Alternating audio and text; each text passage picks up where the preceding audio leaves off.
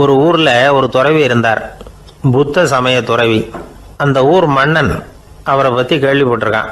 ஒரு நாள் புறப்பட்டு போனான், துறவியின் பாதங்களை தொட்டு வணங்கினான். அதுக்கப்புறம் சொன்னான், ஐயா, நான் உங்களை அரண்மனைக்கு அழைச்சிட்டு போறதுக்காக வந்திருக்கிறேன். இனிமே நீங்க இங்க எதுக்கு இருக்கணும் அப்படின்னானா. அவன் மனசுக்குள்ள என்ன நினைப்புன்னா, இவர் எங்க வர போறாரு, நான் ரொம்ப எளிமையானவன், எனக்கு எதுக்கு அரண்மனை வாசம்னு சொல்லி விடுவார் அப்படின்னு நினைச்சிருக்கான். ஆனா அந்த துறவி என்ன பண்ணார் தெரியுமா? அப்படியா, சரி போகலாம், வா, போய் உன் ரதத்தை கொண்டுட்டு வா, அரண்மனைக்கு போகும்பொழுது அதுக்கு தகுந்த மாதிரி ஆடம்பரமா போகணும் அப்படின்னு விட்டாரான். துறவி இப்படி சொன்னதும் அந்த மன்னனுக்கு மனசுக்குள்ள சந்தேகம் வந்துட்டுது. இவர் உண்மையிலேயே துறவி தானா, ஏமாத்து பேர் வழி மாதிரி தெரியுதே அப்படின்னு நினைச்சிருக்கான். இருந்தாலும் இனிமே என்ன பண்றது, சொல்லியாச்சு. ரதத்தை கொண்டுட்டு வந்தான். துறவி ஏறி உக்காந்தார். பக்கத்துல ராஜா. அவர் ரொம்ப உற்சாகமா வரார். இவன் ரொம்ப சோர்ந்து போய் வரான். துறவி மரத்தடியிலேயே வாழ்ந்து பழக்கப்பட்டவர், அரண்மனையில எளிமையா ஒரு இடத்துல உட்காந்துக்குவார் அப்படின்னு நினைச்சான். ஆனா அப்படி இல்லை. அரண்மனைக்கு வந்த உடனே அந்த துறவி அதை கொண்டுட்டு வா, இதை கொண்டுட்டு வான்னு சொல்லி உத்தரவு போட ஆரம்பிச்சுட்டார். அரண்மனையில இருந்தா அரசனை மாதிரி இருக்கணும் அப்படிங்கிறார். ராத்திரி பூரா சௌரியமா தூங்கினார். பகல்ல அரண்மனை தோட்டத்துல உலாவ வேண்டியது, நீச்சல் குளத்துல குளிக்க வேண்டியது, இப்படியே பொழுது போக்கிட்டு இருக்கிறார். அந்த அரண்மனையில துறவி மகிழ்ச்சியா இருக்கிறார். மன்னனால அப்படி இருக்க முடியல.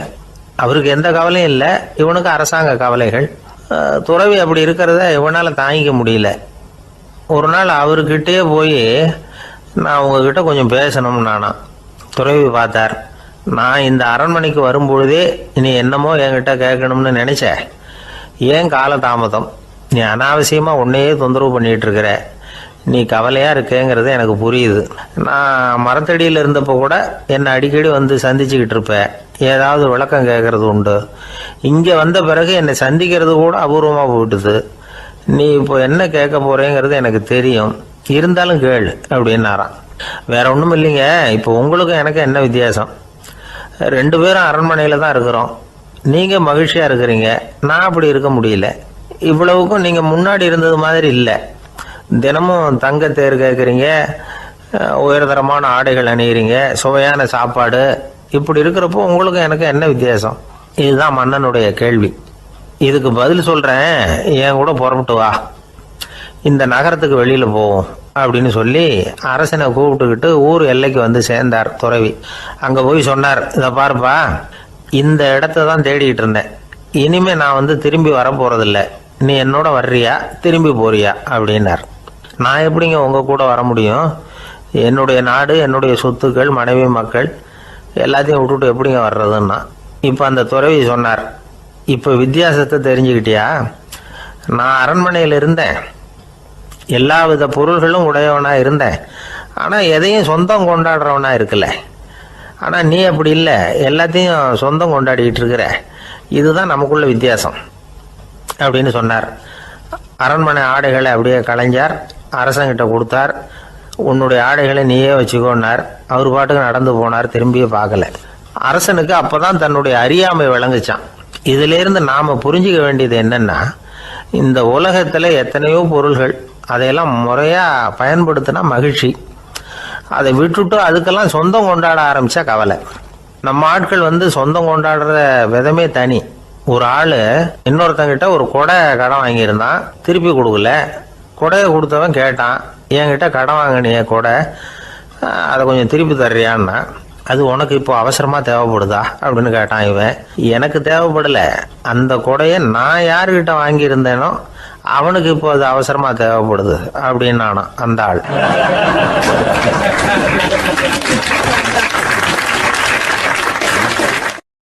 ஒரு சீன தேசத்து அரசர் இருந்தார். அவருக்கு வயசாயிட்டுது. அவருக்கு அடுத்தபடியாக அவருடைய புள்ள பட்டத்துக்கு வரணும், ஆட்சி பொறுப்பை ஏற்றுக்கணும். ஒரு நல்ல தலைவனுக்கு இருக்க வேண்டிய பண்புகள்லாம் தன்னுடைய மகனுக்கு இருக்கணும்னு விரும்பினார் அந்த அரசர். அதனால் இளவரசனை பக்கத்தில் இருந்த ஒரு குரு கிட்ட அனுப்புனார். இளவரசன் அவர்கிட்ட போய் சேர்ந்தான். அந்த குரு என்ன பண்ணார் தெரியுமா?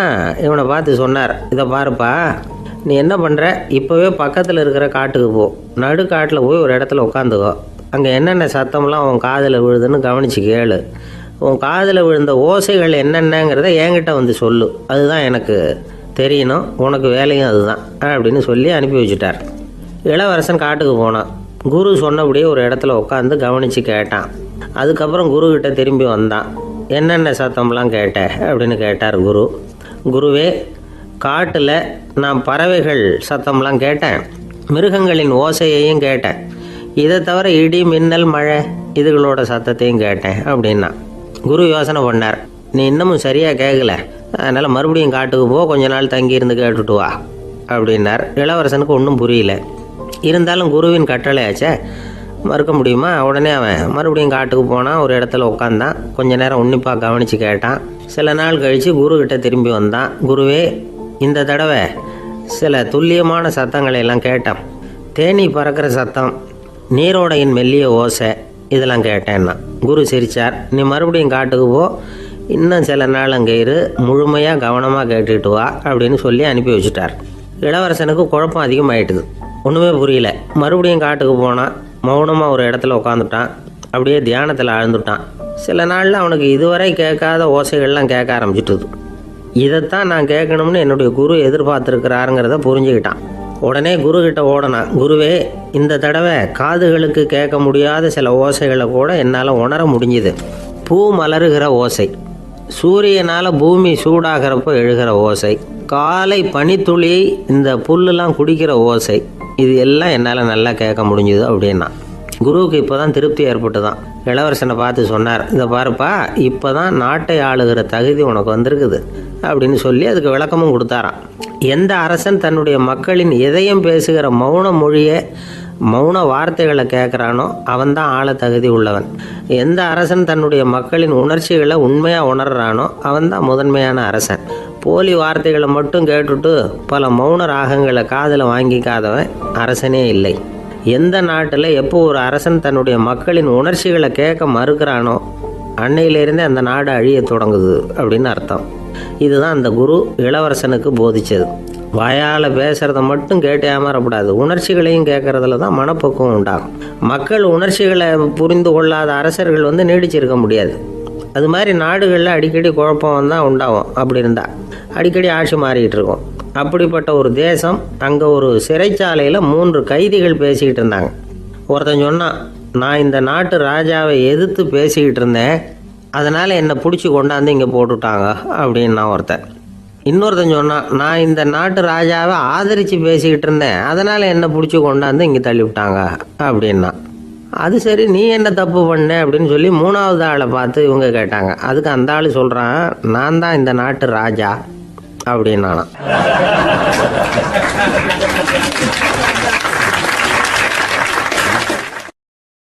ஒரு ஆள் இருந்தான், நிறைய பணம் சம்பாதிச்சான், ஆனால் செலவு பண்ண மனசு வரல, கருமி. அவன் என்ன பண்ணா, சேர்த்த பணம் பூராவையும் ஒரு மரத்தடியில் புதைச்சி வச்சுருந்தான்.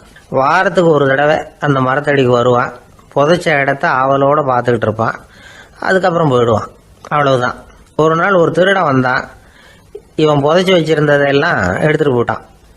இது தெரிஞ்சு போச்சு. அந்த கருமி புலம்ப ஆரம்பிச்சிட்டான். இவன் புலம்பலை கேட்டதும் அக்கம் பக்கத்தில் இருந்தவங்கெல்லாம் ஓடி வந்தாங்க. என்ன விஷயம்னு விசாரித்தாங்க. இவன் சொன்னான். ஒரு பெரியவர் கேட்டார், ஏப்பா, வாரம் இந்த இடத்த பார்க்குறதாக சொன்னியே, எப்போவாவது இதில் இருக்கிற பணத்தை எடுத்து செலவு பண்ணியிருக்கியா அப்படின்னு கேட்டார். நான் அப்பப்போ அதை பார்க்கறது தான் வழக்கம், அதை தொட்டதே இல்லைன்னு அவன். சரி அப்படின்னா இப்போவும் நீ அதே மாதிரி வாரம் ஒரு தடவை இந்த இடத்த பார்த்துட்டு போகலாமே அப்படின்னாராம் அந்த பெரியவர். அதுவும் சரிதானே, எவ்வளவு காலமானாலும் அவன் அந்த பணத்தை எடுத்து செலவு பண்ண போகிறதில்ல. அப்படி இருக்கிறப்ப உள்ளே பணம் இருந்தாலும் ஒன்று தான், இல்லாமல் போனாலும் ஒன்று தான்.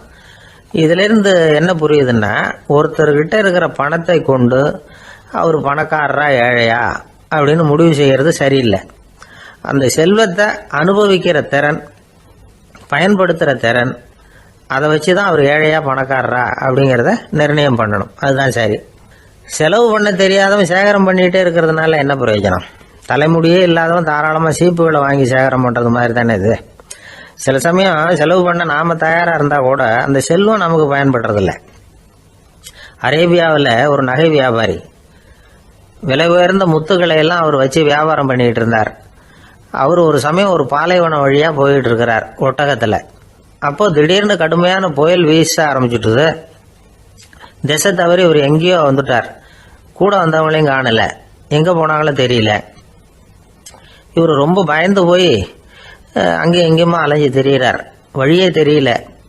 பசி கடுமையாயிட்டுது. ஒட்டகத்து முதுகில் ஒரு மூட்டை இருந்தது. அதை பிரித்து பார்த்தார். உள்ளே ஏதாவது இருக்கான்னு தேடி பார்க்குறார். அது வரைக்கும் கண்ணில் தட்டுப்படாத அபூர்வமான ஒரு பை கண்ணில் பட்டுது. ஆஹா, அதில் ஏதாவது சாப்பிட்றதுக்கு இருக்கும் அப்படின்னு நினச்சி ஆவலாக அதை பிரித்து பார்க்குறார். அந்த பையில் விலை உயர்ந்த முத்துக்கள் நிறைய இருந்துதான். அப்போ தான் அவர் நினச்சாராம், விலை உயர்ந்த முத்துக்கள் கூட சாப்பிட்றதுக்கு உணவாக முடியாது அப்படிங்கிறத புரிஞ்சுக்கிட்டாராம். எந்த நேரத்தில் எது நமக்கு தேவையோ அது நமக்கு தாராளமாக கிடைக்கணும். அப்படி அது கிடைக்கிறதுக்கு நம்மக்கிட்ட இருக்கிற செல்வம் பயன்படணும்.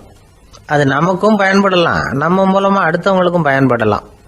அதுதான் செல்வத்தின் பயன். ஒரு மரத்தடியில் ஒருத்தன் உட்காந்து அழுதுகிட்டு இருந்தான். அந்த பக்கமாக வந்த இன்னொருத்தன் ஏப்பா அழுதுகிட்டு இருக்கிறேன்னு கேட்டான்.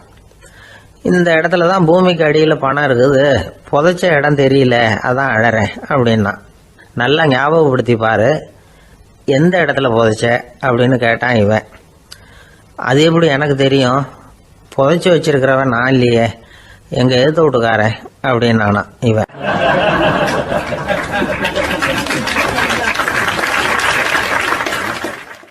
சில பேரை இப்படி சொல்றது உண்டு, அடுத்தவங்களை அனுசரித்து நடந்துக்க தெரியல, அவன் என்ன சார் மனுஷன் அப்படிம்பாங்க. சக மனிதர்களோட எப்படி பழகிறது அப்படின்னு தெரியாதனாலேயே பல பேர் இன்னைக்கு சங்கடப்பட்டுக்கிட்டு இருக்கிறாங்க. வசதி வாய்ப்பெல்லாம் சரியா இருக்கும், ஆனால் வாழ்க்கை சரியா இருக்காது. இன்னொருத்தர்கிட்ட எப்படி பேசுறது பழகிறதுங்கிறது தெரியாதனால தான் இந்த அவஸ்தை. சரி, இந்த அவஸ்தை இல்லாமல் வாழறது எப்படி? இதுக்கு அனுபவசாலிகள் சில வழிமுறைகளை சொல்றாங்க.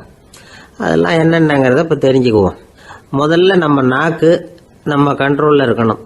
வார்த்தைகளை கொட்டி விட்டு அதுக்கப்புறம் அள்ள முடியாமல் கிடந்து கஷ்டப்படக்கூடாது. எப்படி பேசுகிறோங்கிறதும் முக்கியம், பேசுகிறப்ப எப்படி முகத்தை வச்சிருக்கிறோங்கிறதும் முக்கியம். அன்பாக பேசினாலும் நல்லா இருக்கும். அப்படி பேசுகிறப்ப ஆதரவாக அவர் தோள் மேலே ஒரு கையை போட்டுக்கிட்டு பேசினா இன்னமும் நல்லா இருக்கும். ரெண்டாவது விஷயம், இன்னொருத்தர்கிட்ட பேசுகிறப்போ வாக்குறுதிகளை அள்ளி வீசக்கூடாது. கொடுக்குற வாக்குறுதி குறைச்சலாக இருக்கணும். அப்படி கொடுத்த வாக்குறுதியை கண்டிப்பாக நிறைவேற்றணும். நாம் ஒருத்தரை பாராட்டுறோம் அல்லது அவரை பற்றி அபிப்பிராயம் சொல்கிறோம்னா அது ஆக்கப்பூர்வமாக இருக்கணும். நம்ம பாராட்டு அல்லது விமர்சனம் அடுத்தவருடைய முன்னேற்றத்துக்கு உதவுறது மாதிரி இருக்கணும். நாம் சொல்கிறத கேட்டுட்டு அவன் தலையில் கையை வச்சுட்டு உட்காந்துடக்கூடாது. எப்பவும் உற்சாகமாக இருக்கணும், முகம் மலர்ச்சியாக இருக்கணும். மனுஷன் இருந்தால் வருத்தம், கவலை, ஏமாற்றம் எல்லாம் இருக்க தான் செய்யும். அதெல்லாம் மனசில் இருக்கட்டும். அந்த வருத்தமும் கவலையும் ஏமாற்றமும் சேர்ந்துக்கிட்டு நம்ம முகத்தில் இருக்கிற மலர்ச்சியை மூடி மறைக்கிறதுக்கு நாம் இடம் கொடுத்துடக்கூடாது. எந்த விஷயத்தை பற்றி யாருக்கிட்ட பேசினாலும் வெளிப்படையாக பேசணும், திறந்த மனசோட பேசணும். மூடி மறைச்சி முன்னு மூழ்கிக்கிட்டு இருக்கக்கூடாது. இன்னொருத்தர்கிட்ட பேசுகிறப்போ விவாதம் பண்ணுங்க, அது தப்பு இல்லை. ஆனால் வாதாடிக்கிட்டு இருக்கக்கூடாது. அதாவது என்ன சொல்கிறாங்கன்னா, டிஸ்கஸ் பண்ணலாம், ஆர்கியூ பண்ணக்கூடாதான். நம்மக்கிட்ட இருக்கிற நல்ல குணங்களை நாம் எடுத்து சொல்லிகிட்டு இருக்கக்கூடாது. அந்த நல்ல குணங்களே நம்மளை பற்றி எடுத்து சொல்லணும், அது மாதிரி நடந்துக்கணும். அதே மாதிரி அடுத்தவங்க கிட்ட உள்ள கெட்ட குணங்களை பற்றி அவசியம் இல்லாமல் நாம் பேச வேண்டியதில்லை. உங்களை பற்றி யாராவது தப்பாக பேசுகிறாங்களா, அப்படி அவங்க பேசுகிறதுல உண்மை இல்லையா அப்படின்னா அதை நீங்கள் பொருட்படுத்த வேண்டியதில்லை, விட்டுடலாம். அது தானாக போயிடும். ஒரு 4-5 பேரோட பேசிக்கிட்டு இருந்தீங்கன்னா எல்லாருக்கும் முக்கியத்துவம் கொடுங்க, யாரையும் அலட்சியப்படுத்தாதீங்க. தமாஷா பேசலாம், ஆனால் அவங்க தமாஷ் அடுத்தவங்களை கேலி பண்ணுறதா இருக்கக்கூடாது. நமக்கு கிடைக்க வேண்டியது கிடைக்கலையே அப்படிங்கிற தவிப்பு நம்மகிட்ட இருக்கக்கூடாது, அது தேவையில்லை. உங்கள் செயல்பாடுகள் தெளிவாக இருக்கட்டும், பாராட்டு தானாக அவங்கள தேடிட்டு வரும். இன்னொரு மனுஷனுடைய மனசுல கௌரவமான ஒரு இடத்த பிடிக்கணும்னா நாம இந்த குணத்தை எல்லாம் நம்ம கிட்ட வளர்த்துக்கணும். இதெல்லாம் அனுபவசாலிகள் சொல்லி இருக்கிற குறிப்புகள். இந்த குறிப்புகளை சரியா புரிஞ்சுக்கணும், அது முக்கியம். தப்பா புரிஞ்சுக்கிட்டா என்ன ஆகும் தெரியுமா? இதை கேளுங்க. ஒருத்தர் வந்தார், சார் அடுத்தவங்க தோள் மேல கையை போட்டுக்கிட்டு அன்பா பேசணும்னு சொன்னீங்க, அப்படிதான் பேசினேன். அவரு முதுக கூட தட்டி கொடுத்தேன், என் வேலை போயிட்டுது சார், வீட்டுக்கு அனுப்பிச்சுட்டாங்க அப்படின்னார். யாருக்கிட்ட அப்படி பேசுனீங்கன்னு கேட்டோம். என் முதலாளி கிட்ட சார் அப்படிங்கிறார் ரொம்ப சோகமா.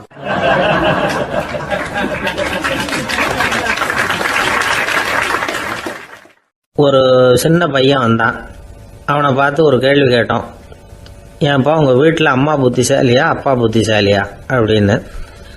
அவன் அலட்சியமாக நம்மளை பார்த்து சிரிக்கிறான். என்ன சார் இது, இந்த காலத்தில் இது கூட தெரியாமல் இருக்கிறீங்களே அப்படிங்கிறான். ஒரு சின்ன பையன் நம்மளை பார்த்து இப்படி கேட்டு விட்டானே அப்படின்னு நினைக்கிறப்போ நமக்கு ஒரு மாதிரி ஆகிடும். அதுக்கப்புறம்தான் இந்த தாத்தா பாட்டிலாம் சொல்கிற ஒரு கதை ஞாபகத்துக்கு வந்தது. அது என்ன கதை தெரியுமா? ஒரு ஊரில் ஒரு அம்மாவும் பிள்ளையும் இருந்தாங்களாம். அந்த மகனுக்கு திடீர்னு தேசாந்திரம் போய் வரணும்னு ஆசை வந்துட்டுது. ஊராக போய் சுற்றி பார்க்கணுங்கிற ஆசை. அந்த அம்மாவுக்கு இது பிடிக்கல. மகனை பிரிஞ்சு இருக்கிறதுக்கு அவங்க மனசு இடம் கொடுக்கல. வேணாப்பான்னு சொல்லி பார்த்தாங்க, அவன் கேட்கல. திடீர்னு புறப்படவும் செஞ்சுட்டான். சரி, இனிமேல் அவனை தடுக்க முடியாதுன்னு முடிவு பண்ணிக்கிட்டாங்க அந்த அம்மா. இருந்தாலும் புத்திசாலித்தனமாக ஒரு யோசனை பண்ணாங்க. மகனை கிட்டத்தில் கூப்பிட்டாங்க. அவங்ககிட்ட சொன்னாங்க, இதை பாருப்பா, நீ தேசாந்திரம் போகிறதுன்னு தீர்மானம் பண்ணிவிட்ட, அதை நான் தடுக்கலை, போயிட்டு வந்துடும். ஆனால் போகிறதுக்கு முன்னாடி எனக்கு ஒரு வாக்குறுதி கொடுத்துட்டு போ அப்படின்னாங்க. போகிறப்போ ராத்திரியாக இருந்தாலும் பகலாக இருந்தாலும் சரி, புளிய மரத்து நிழலில் தான் தங்கணும். திரும்பி வர்றப்போ இரவும் பகலும் நீ வேப்ப மரத்து நிழல்லே தங்கணும் அப்படின்னாங்க. சரி, அப்படியே செய்கிறேன்னு சொல்லி வாக்குறுதி கொடுத்தான் பையன். புறப்பட்டு போனான். போகிற வழியில் புளிய மரத்து நிழல்லே தங்கினான், தூங்கினான். அப்படி போய்கிட்டே இருந்தான். 7வது நாள் அவன் உடம்பு சுகமில்லாமல் போயிட்டுது. ரொம்பவும் பலவீனமாயிட்டான். இனிமேல் நடக்க முடியாதுங்கிற நிலைமை வந்துட்டுது. யோசிச்சு பார்த்தான். சரி, இதுக்கு மேலே போக வேண்டாம் அப்படின்னு முடிவு பண்ணிட்டு திரும்பி வர ஆரம்பிச்சிட்டான். திரும்பி வர்றப்போ வழியில் வேப்ப மரத்து நிழல்லையே தங்கி வந்தான். நாளுக்கு நாள் உடம்பு சரியாக வந்துட்டுது. 7வது நாள் வீட்டுக்கு சேர்றான். உடம்பு பழையபடியே கலகலப்பாயிட்டுது. பூரண சுகம். தேசாந்திரம் போன பையன் திரும்பி வந்துட்டானே அப்படின்னு அந்த அம்மா ஆச்சரியப்படலை. ஏன்னா அவங்களுக்கு தெரியும் இப்படி ஆகும்னு. பையன் சீக்கிரமாக திரும்பி வரணுங்கிறதுக்காக தான் அவங்க அந்த யோசனையை சொன்னாங்க. என்ன விஷயங்கிறதையும் அவங்களே சொன்னாங்க. மகனே, புளிய மரத்து நிழல் உடம்புக்கு உஷ்ணத்தை கொடுக்கும், சீக்க உண்டாக்கும். அதனால் நீ தொடர்ந்து புளிய மரத்து நிழலில் தங்கினாவே நோய்க்கு ஆளாயிட்ட. அதனால் நல்ல பயணத்தை முடிச்சுக்கிட்டு திரும்பி வரணுங்கிற முடிவுக்கு வந்துட்ட. திரும்பி வர்றப்போ நீ தங்கினது வேப்ப மரத்து நிழல். அது உடம்புக்கு குளிர்ச்சியை தரக்கூடியது, நோயை தீர்க்கக்கூடியது. அதனால் சுகமாக வீட்டுக்கு சேர்ந்துட்ட.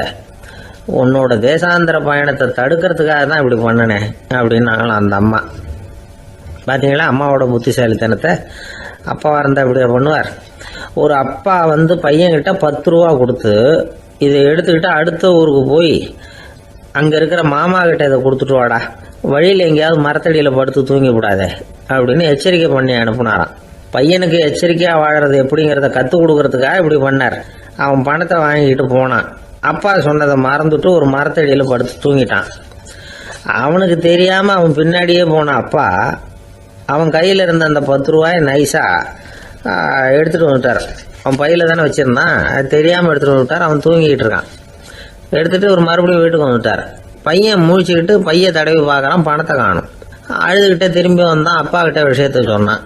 அப்பா சிரிச்சுக்கிட்டே சொன்னார், அதுக்கு தான்ப்பா ஆரம்பத்திலேயே எச்சரிக்கை பண்ணினேன், இனிமேலாவது நீ ஜாக்கிரதையாக இருக்கணும் அப்படிங்கிறதுக்காக தான் இப்படி பண்ணினேன்.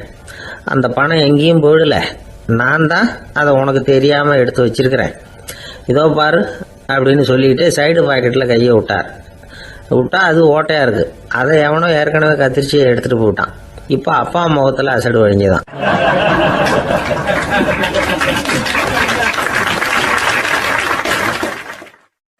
ஒரு பல்கலைக்கழகம், அங்கே ஒரு இலக்கிய பேராசிரியர், அவர் பாடம் நடத்திக்கிட்டு இருந்தார். ராபர்ட் ப்ரௌனிங் எழுதிய கவிதைகளை பற்றி சொல்லிகிட்டு இருக்கிறார். மாணவர்களும் ரொம்ப அக்கறையாக அதை கேட்டுக்கிட்டு இருக்கிறாங்க. ஒரு குறிப்பிட்ட கவிதையை பற்றி சொல்லும் பொழுது அந்த பேராசிரியருக்கே ஒரு சந்தேகம். அதாவது அந்த கவிதையின் சரியான அர்த்தம் என்னங்கிறதுல சந்தேகம். பேராசிரியர் யோசனை பண்ணார். அந்த கவிதையை முழுசாக புரிஞ்சிக்க முடியல. அதனால் மாணவர்களை பார்த்து சொன்னார், மாணவர்களே, ஒரு நாள் பொறுத்துங்க, இந்த கவிதையை எழுதின கவிஞர் எங்கள் வீட்டுக்கு பக்கத்தில் தான் இருக்கிறார். இன்னைக்கு சாயந்தரம் நான் அவரை நேரிலேயே போய் பார்க்குறேன். பார்த்து இதுக்கு என்னங்க அர்த்தம்னு கேட்டுட்டு வந்துடுறேன். அதுக்கப்புறம் உங்ககிட்ட சொல்கிறேன் அப்படின்னாராம். அன்னைக்கு சாயந்தரமே அந்த பேராசிரியர் கவிஞரை தேடிக்கிட்டு போயிட்டார். கவிஞர் அவங்க வீட்டில் அவர் பாட்டு உட்காந்துருந்தாராம். இவர் போய் அவர் முன்னாடி உட்காந்தார். அப்புறம் கேட்டார், ஐயா, அந்த கவிதையின் முழு பொருள் என்னன்னு தெரிஞ்சுட்டு போகிறதுக்காக வந்திருக்கிறேன் அப்படின்னாராம். எந்த கவிதை அப்படின்னாராம் அவர். இவர் அந்த கவிதையை சொல்லியிருக்கார். கவிஞர் கொஞ்சம் யோசனை பண்ணிவிட்டு அப்புறம் சொன்னாராம், பேராசிரியரே நீங்க கொஞ்சம் தாமதமா வந்துட்டீங்கன்னாராம். இவருக்கு ஒன்றும் புரியல. நீங்க என்ன சொல்றீங்க, நான் தாமதமா வந்துட்டேன்னா? நீங்க தான் உயிரோடு இருக்கிறீங்களே, அப்படி இருக்கும்பொழுது நான் தாமதமா வந்துட்டேன்னா அது எப்படி அப்படின்னு இவர் குழம்பி இருக்கிறார். இப்ப கவிஞர் சொன்னாராம், ஐயா நான் உயிரோடு இருக்கிறேனா இல்லையாங்கிறது முக்கியம் இல்லை. நான் அந்த கவிதை வரிகளை எழுதினப்போ 2 பேருக்கு அதோட அர்த்தம் தெரிஞ்சிருந்தது. இப்போ ஒரே ஒருத்தருக்கு தான் அதோட அர்த்தம் தெரியும் அப்படின்னாராம். பேராசிரியர் யோசனை பண்ணியிருக்கார். அப்படின்னா அந்த ஒருத்தர் கவிஞர் ராபர்ட் பிரவுனிங்கை தவிர வேற யாரா இருக்க முடியும்? இவர் தான் அப்படிங்கிறத அவர் மனசுல நினைச்சுக்கிட்டார். அதனால சொன்னார், ஐயா நான் தாமதமா வரல, அந்த கவிதையின் பொருள் என்ன அது சொல்லுங்கன்னார். பேராசிரியரே நான் சொல்றது உங்களுக்கு புரியலன்னு நினைக்கிறேன். நான் இந்த வரிகளை எழுதினப்போ 2 பேருக்கு அதோட அர்த்தம் தெரிஞ்சிருந்தது. அந்த 2 பேர் யாருன்னா, ஒருத்தர் ராபர்ட் பிரவுனிங், அதாவது நான், இன்னொருத்தர் கடவுள். இப்போ அது கடவுளுக்கு மட்டும்தான் தெரியும். நானே இதை பத்தி பல தடவை யோசனை பண்ணி பார்த்தேன். இது ரொம்ப அழகானது, ஆனாலும் ரொம்ப வழுக்கலானது. அதை பிடிச்சிட்டோம்னு நினைச்சிட்டு இருக்கும் பொழுதே காத்து மாதிரி அது உங்ககிட்ட இருந்து ஓடி போயிடுது. எனக்கு ரொம்பவும் வருத்தமா தான் இருக்குது. நிச்சயமா நான் தான் இந்த வரிகளை எழுதியிருக்கிறேன். அதுல அர்த்தம் இருக்குங்கிறது எனக்கு தெரியும், அதை நான் உணர்றேன். ஆனா நீங்க என்ன மன்னிக்கணும், எனக்கே கூட அதை என்னால விளக்க முடியல. அப்படி இருக்கும் பொழுது உங்களுக்கு எப்படி அதை நான் விளக்க முடியும் அப்படின்னு அந்த கவிஞர். அனுபவிக்கப்படக்கூடிய எல்லாமே விளக்கப்படக்கூடிய ஒன்றல்ல, விளக்கப்படும் எல்லாமே அனுபவிக்கப்படக்கூடிய ஒன்றல்ல அப்படிங்கிறது ஞானிகளுடைய கருத்து. அதுக்காக தான் அந்த சம்பவம். வாழ்க்கையில் நீங்கள் தொடர்ந்து ஆய்வு செய்து கொண்டே இருக்கக்கூடிய விளக்கங்களை ஒருபோதும் அடைய முடியாத பரிமாணங்கள் இருக்கிறதுனால தான் அது அலுப்பு தட்டாமல் இருக்குது. உங்களால் நிறைய அனுபவிக்க முடியும், இருந்தாலும் நீங்கள் அனுபவித்து அறிந்த விஷயங்கள் கூட வார்த்தைகளால் விளக்கப்பட முடிவதில்லை அப்படிங்கிறது பெரியோர் சிந்தனை. இதெல்லாம் ஒரு பக்கம் இருக்கட்டும். நமக்கு தெரிஞ்ச பேராசிரியர் ஒருத்தர் 1 மணி நேரம் ரொம்ப விவரமா வகுப்பு எடுத்தார். கடைசியா சொன்னார், மாணவர்களே ரொம்பவும் எளிமையா விளக்கமா எல்லா விவரமும் சொல்லியிருக்கிறேன். அதனால இதுல உங்களுக்கு சந்தேகம் வர்றதுக்கு வாய்ப்பே இல்லை. இருந்தாலும் கேட்க வேண்டிய கடமை கேட்கிறேன். இது வரைக்கும் நடத்தினதுல யாருக்காவது ஏதாவது சந்தேகம் உண்டா அப்படின்னு கேட்டாராம். எனக்கு ஒரே ஒரு சந்தேகம் தான் சார் அப்படின்னு எழுந்திரிச்சு நிக்கிறான் ஒருத்தன். என்னன்னு கேட்டாராம். இது வரைக்கும் நீங்க என்ன பாடம் சார் நடத்துனீங்க அப்படின்னானா அவன்.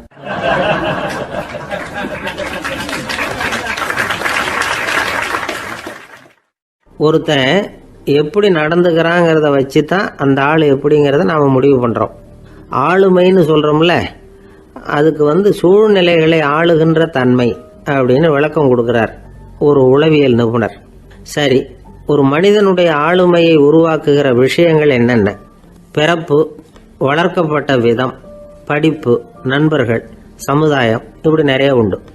ஆளுமையின் அடிப்படையில் சில மனநோய்கள் உண்டாகுது.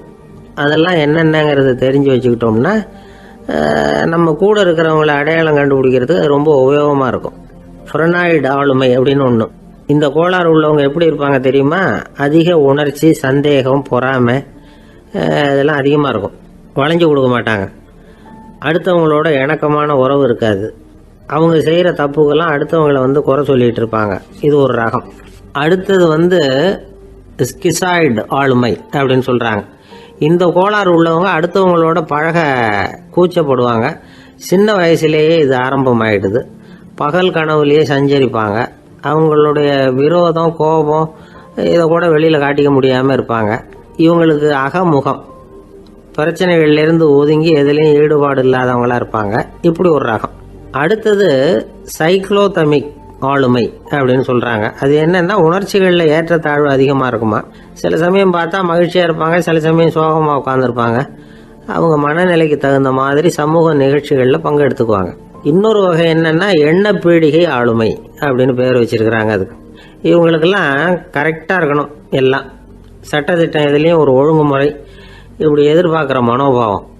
இவங்க எதிர்பார்ப்புக்கும் அரண்முறைக்கும் மற்றவங்க கட்டுப்படணும்னு நினைப்பாங்க. இந்த நிலைமை நீடிச்சா என்ன ஆகும் தெரியுமா?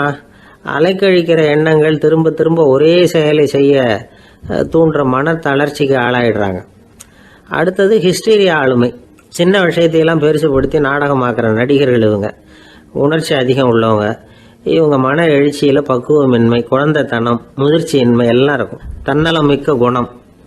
பிறர் தன்னை மட்டுமே கவனிக்கணும்னு நினச்சி செயல்படுறது, இதெல்லாம் இவங்க அடையாளம். அடுத்த ரகம் எப்படின்னா வளர்ச்சியற்ற ஆளுமைன்னு சொல்றாங்க. அடுத்தவங்களோட இணங்கி போக முடியாதவங்க, அறிவு, மன எழுச்சி, சமூக உறவு இதுல எல்லாம் போதுமான வளர்ச்சியையும் நிறைவையும் பெற முடியாதவங்க, இவங்களால வாழ்க்கையில முன்னேற முடியாது. பிச்சைக்காரங்க, குற்றவாளிகள், இவங்க கிட்ட எல்லாம் இது மாதிரியான ஆளுமை அதிகமா இருக்குமா. அடுத்தது என்னன்னா சோர்வுடைய ஆளுமை. எதுலேயும் உற்சாகம் இல்லாமல் சோர்ந்து போயிருப்பாங்க. அதுக்கெல்லாம் நமக்கு வலிமை இல்லைப்பா அப்படின்னு சொல்லிட்டு இருப்பாங்க. சின்ன விஷயங்களுக்கெல்லாம் அதிர்ச்சி அடையிறது, வாழ்வின் சுவையை அனுபவிக்க முடியாதவங்க. இன்னொரு ரகம், இது கொதித்தெழும் ஆளுமைங்கிறாங்க. எதுக்கு எடுத்தாலும் ஆத்திரம், குரோதம், வன் செயல் இதுல எல்லாம் ஈடுபாடு, இப்படி உள்ளவங்க. நத்தை வகை ஆளுமை அப்படின்னு ஒன்று. அடுத்தவங்க மேல விரோதம் இருக்கும், அடிக்கணுங்கிற எண்ணம் இருக்கும். ஆனா அதை அப்படியே வெளியில காட்டாம அதே சமயம் அமைதியான முறையில வெறுப்பை வெளிக்காட்டுற ரகம். இவங்கெல்லாம் பேசாம கம்முன்னு இருந்துகிட்டே நினைச்சதை நிறைவேற்றிடுவாங்க. முன்ஜாக்கிரதை ஆளுமை அப்படின்னு ஒரு ரகமா. பாதுகாப்பின்மை, சந்தேகம், முழுமையின்மை, அறவேக்காட்டுத்தனம் இந்த மனப்போக்கு அதிகமா இருக்கிறதுனால அகம்பாவம், புடிவாதம், எச்சரிக்கை எல்லாம் அளவுக்கு மீறி இருக்கும். இதுவரைக்கும் நாம பேசிக்கிட்டு இருந்த ஆளுமை பண்புகள் அளவுக்கு அதிகமா போயிட்டுதுன்னா ஆளுமை கோளாறுகள் ஏற்படும். அதன் அடிப்படையில மனவியாதிகள் வருமா. அதனால இணக்கமான, எல்லாரும் விரும்புகிற இயல்பான ஆளுமையை பெறுவதற்கு நாம முயற்சி செய்யணும் அப்படிங்கிறது மனோதத்துவ நிபுணர்களுடைய ஆலோசனை. ஒருத்தர் ஒரு மனோதத்துவ டாக்டரை தேடிட்டு வந்தாராம்.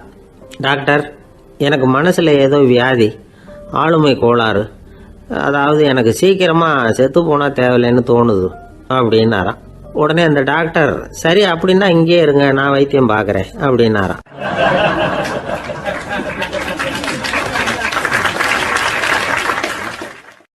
பந்திக்கு முந்தர ஆசாமிகள் நம்மள பல பேர் உண்டு.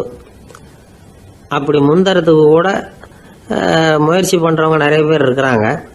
இதுல என்ன ஒரு விஷயம்னா, பந்திக்கு முந்தறது கூட தப்பு இல்லை. ஆனா அப்படி ஒரு விருந்துல ஆளா போய் உட்காந்து சாப்பிட்டா கூட வெளியில வர்றப்ப என்ன பெரிய விருந்து வச்சுட்டான், சாம்பார்ல உப்பு இல்லை, ரசத்துல காரம் இல்லை அப்படின்னு குறை சொல்லிட்டே வர்றது இருக்கு பாருங்க. அது சரியில்லை, நாகரிகமும் இல்லை. கல்யாண பத்திரிகையில என்ன போட்டிருக்குது, என் பொண்ணுக்கும் இன்னார் பையனுக்கும் கல்யாணம், எல்லாரும் குடும்பத்தோட வந்திருந்து மணமக்களை ஆசீர்வதிக்கணும், இப்படித்தானே போட்டிருக்கோம். குடும்பத்தோட விருந்து சாப்பிட்டு சாப்பாடு எப்படி இருக்குன்னு அபிப்பிராயம் சொல்லிவிட்டு போங்க அப்படின்னா போட்டிருக்கு கல்யாண பத்திரிகையில.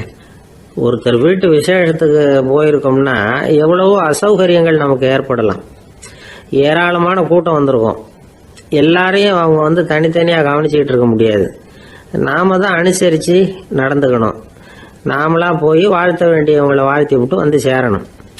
அதை விட்டுட்டு பத்திரிக்கை கொடுத்தானேன்னு போனேன், கவனிப்பே சரியில்லை அப்படின்னு புலம்பிக்கிட்டு இருக்கக்கூடாது. ஒரு விருந்துக்கு போனா அங்க எப்படி நடந்துக்கணும் அப்படிங்கறத பத்தி கூட அனுபவசாலிகள் சில விவரங்கள்லாம் சொல்லியிருக்கிறாங்க. இந்த காலத்துல கல்யாணம், பிறந்த நாள், அது இதுன்னு நிறைய விருந்துகள் நடக்குது. அதெல்லாம் எதுக்காக? மனித உறவுகளை வளர்த்துக்கிறதுக்காக தான், வேற எதுக்கு? ஒரு விருந்துக்கு போனா அமைதியா பொறுமையா போய் உட்காரணும். அடிச்சு பிடிச்சிக்கிட்டு இடத்த பிடிக்க போறேன் அப்படின்னு நிற்கக்கூடாது. முதல் பந்தி நடந்துகிட்டு இருந்தா அது முடிஞ்சு இலை எடுத்து சுத்தம் பண்ணதுக்கு அப்புறம் போய் உட்கார்றது தான் நாகரீகம். இலை எடுக்கிறதுக்கு முன்னாடியே அங்க போய் உட்காந்தா நல்லா இருக்காது. நீங்க சாப்பிட்டுட்டு உட்காந்துருக்கீங்களா, சாப்பிட்றதுக்கு உட்காந்துருக்கீங்களா, பாக்குறவங்களுக்கு சந்தேகம் வந்துடும். அதே மாதிரி இலையில எல்லா ஐட்டமும் பரிமாறினதுக்கு அப்புறம் சாப்பிட ஆரம்பிக்கணும். ஒவ்வொரு ஐட்டமா வைக்க வைக்க நாம பாட்டுக்கு எடுத்து உள்ள தள்ளிட்டே இருந்தோம்னா எதை வச்சோம் எதை வைக்கலன்னு பரிமாறினவரே குழம்பி போயிடுவார். ஏன்னா எப்போ பார்த்தாலும் இலை காலியாவே இருக்கும். சாப்பிட்றப்போ உங்க சாப்பாட்டையே நீங்க கவனிக்கணும். அடுத்தவங்க இலையில என்ன இருக்கு, பக்கத்துல இருக்கிறவர் எதை அதிகமா சாப்பிட்றார், இதெல்லாம் நமக்கு என்னத்துக்கு? எல்லாரும் சாப்பிட்டு முடிக்கிற வரைக்கும் பொறுமையா இருக்கிறது தான் நல்லது. நீங்க மட்டும் திடீர்னு பாதியில் எழுந்திரிச்சு பக்கத்துல இருக்கிறவங்களுக்கு சங்கடமா இருக்குமேங்கிறதெல்லாம் யோசிக்காம நீங்க பாட்டு எழுந்திரிச்சு போகக்கூடாது. பக்கத்துல உள்ளவங்க உங்களை எழுந்திரிக்க சொன்னா எழுந்திரிச்சு போகலாம். விருந்துகள்ல சாப்பாட்டை வீணாக்கிறதே ஒரு நாகரிகமா போட்டுது.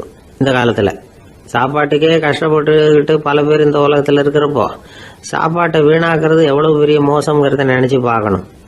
வேணுங்கிற அளவுக்கு கேட்டு வாங்கி சாப்பிட்றது தான் முறை.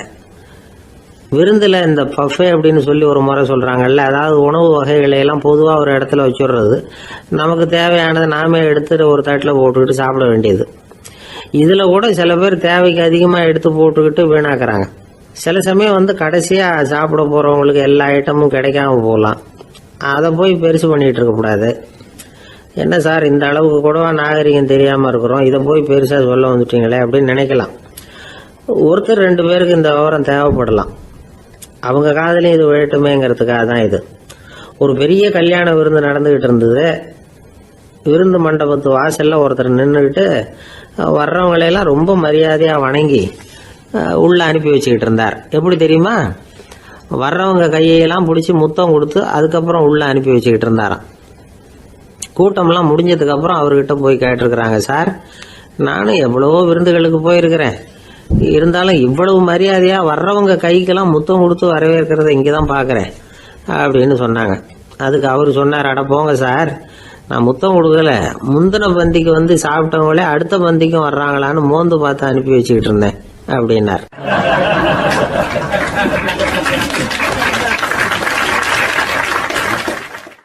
ஒருத்தர் முகத்தை தொங்க போட்டுக்கிட்டு ஒரு மாதிரியா வந்தார். என்ன விஷயம்னு விசாரிச்சேன். என்னுடைய நண்பன் ஒருத்தங்கிட்ட கருத்து வேறுபாடு, இனிமேல் நமக்குள்ளே எந்த சம்மந்தமும் வேணாம்னு நட்பை முறிச்சிட்டு வந்துட்டேன்னா. நண்பர்கள்னு இருந்தால் கருத்து வேறுபாடு வரத்தான் செய்யும்னு. கருத்து வேறுபாடு வராமல் இருக்கிறதுக்கு ஏதாவது வழி உண்டா அப்படின்னு கேட்டாங்க. அதை பற்றி நிபுணர்கள் சில யோசனைகளை சொல்லியிருக்கிறாங்கன்னு. முதல் விஷயம் என்னென்னா, உங்கள் நண்பனுக்கு ஒரு செய்தி சொல்லணும்னா அதை நீங்களே நேரடியாக சொல்லுங்கள், அல்லது உங்கள் கைப்பட கடிதம் எழுதுங்க. அதாவது நேரடி தொடர்பு முக்கியம். அதை விட்டுட்டு இன்னொருத்தர் மூலமாக நண்பர்களுக்கு செய்தி அனுப்புனா நீங்கள் சொல்கிற செய்தி அப்படியே போய் சேராது, அது சேதமாயிடும். கூட்டி குறைச்சி சொல்லிவிடுவாங்க, அது குழப்பத்தில் கொண்டாந்து விட்டுரும். இது ஒரு யோசனை. 2வது யோசனை என்னென்னா, நீங்கள் ஒரு நல்ல காரியத்தை செய்யும் பொழுது உங்கள் நண்பரையும் சேர்த்துக்குங்க, அவருக்கும் அதில் ஒரு ஈடுபாட்டை உருவாக்குங்க. 3வது யோசனை, நம்ம பக்கத்தில் இருக்கிற நண்பர் மகிழ்ச்சி அடைகிற மாதிரி ஏதாவது செய்யணும். சின்ன சின்ன செயல்களாக இருந்தாலும் பரவாயில்ல, அவர் நமக்கு எதுவும் செய்யலையே, நாம் எதுக்கு செய்யணும் அப்படின்னு நினச்சிக்கிட்டு இருக்கக்கூடாது. 4வது யோசனை என்னென்னா, உங்களுக்கு ஒரு பிரச்சனையா அல்லது உங்கள் நண்பருக்கு ஒரு பிரச்சனையா, எதுவாக இருந்தாலும் 2 பேரும் சேர்ந்து உட்காந்து ஆலோசனை பண்ணுங்கள். நம்ம யோசனையும் கேட்கப்படுதே அப்படிங்கிற நினைப்பே அவருக்கு வந்து ஒரு மன நிறைவை உண்டாக்குமா. 5வது யோசனை, உங்கள் நண்பர் ஏதோ ஒரு காரியத்தை செய்கிறார், நீங்கள் உடனே அவசரப்பட்டு நீ செய்கிறது தப்புன்னு தீர்ப்பு சொல்லக்கூடாது. அவர் அதை செய்யறதுக்கான நியாயங்கள் எவ்வளோ இருக்கும், அதை புரிஞ்சுக்கிறதுக்கு முயற்சி பண்ணணும். 6வது யோசனை, உங்கள் நண்பர் என்ன சொன்னாலும் அதை பொறுமையாக கேளுங்க. அவர் சொல்கிறத புரிஞ்சுக்கணும், அவர் சொல்ல விரும்புகிறத புரிஞ்சுக்கணும், அவர் சொல்ல முடியாமல் தவிக்கிறதையும் புரிஞ்சுக்கணும். இப்படி 3 விதமாகவும் அவரை புரிஞ்சுக்கிட்டு அதுக்கு தகுந்த மாதிரி செயல்படணும். 7வது யோசனை என்னென்னா, உங்கள் நண்பர் உங்ககிட்ட வந்து ஏதோ ஒரு கருத்தை சொல்கிறார், அது உங்களுக்கு பிடிக்கல, அதுக்காக உடனே நீ சொல்கிறது சரியில்லை, நான் ஒத்துக்க மாட்டேன் அப்படின்லாம் மறுத்துக்கிட்டு இருக்கக்கூடாது. அவர் சொல்கிறத கேட்கணும், பொறுமையாக சிந்திக்கணும், அதுக்கப்புறம் பதில் சொல்லணும். இப்படிலாம் நடந்துக்கிட்டால் நண்பர்களுக்குள்ள கருத்து வேறுபாடு வர்றதுக்கு வாய்ப்பே இருக்காது அப்படின்னு வல்லுநர்கள் தொகுத்து சொல்லியிருக்கிறாங்க இந்த யோசனைகளை. எனக்கு தெரிஞ்ச சில நண்பர்கள் உண்டு, அவங்களுக்குள்ளேயும் கருத்து வேறுபாடுகள் வராமல் இருக்கிறதுக்கு சில நுட்பங்களை கையாளுறது உண்டு. ஒருத்தர் சொன்னார், அந்த டாக்டர் சின்ன வயசுலேருந்து என் கூட பழகினவர், நாங்கள் 2 பேரும் இணை பிரியாத நண்பர்கள், இருந்தாலும் எனக்கு உடம்பு சரியில்லைன்னா நான் அவர்கிட்ட வைத்தியம் பார்த்துக்க மாட்டேன் அப்படின்னார் ஒருத்தர். ஏன் அப்படின்னு கேட்டேன். எங்கள் நட்பு கெட்டுப்படக்கூடாது இல்லையா, அதனால தான் அப்படின்னார் இவர்.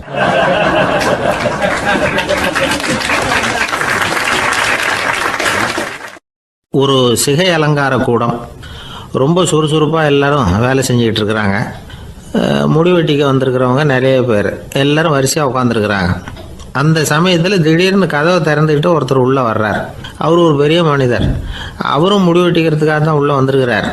அவரை பார்த்த உடனே அங்கே வரிசையில் உட்காந்துருந்தவங்க எல்லாரும் எழுந்திரிச்சு அவர்கிட்ட வந்துட்டாங்க. அவரை சுற்றி நின்றுக்கிட்டாங்க. எப்படி இருக்கிறீங்க, நல்லா இருக்கீங்களா அப்படின்னு விசாரிக்க ஆரம்பிச்சிட்டாங்க.